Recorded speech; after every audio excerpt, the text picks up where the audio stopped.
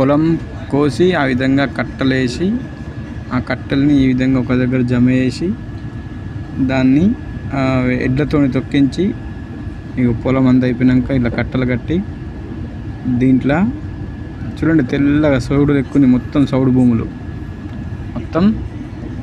భూములు అవన్నీ ఇట్లా కాలా పెడతారు. ఇక్కడ కూడా పొలం ఒడ్ల మీద తొగలు చూడండి. సో పొలం అయిపోయిన తర్వాత దున్నేసి ఇదంతా కాలా పెట్టేసి ఇక ఇది గోధుమలు పోస్తారు. గోధుమలు వేసి చూడండి ఇక్కడ తొగరి మొత్తం ఇదంతా తొగరేసి వీళ్ళు మధ్యలో గోధుమలు చూడండి అక్కడ నీళ్ళు వేస్తున్నారు.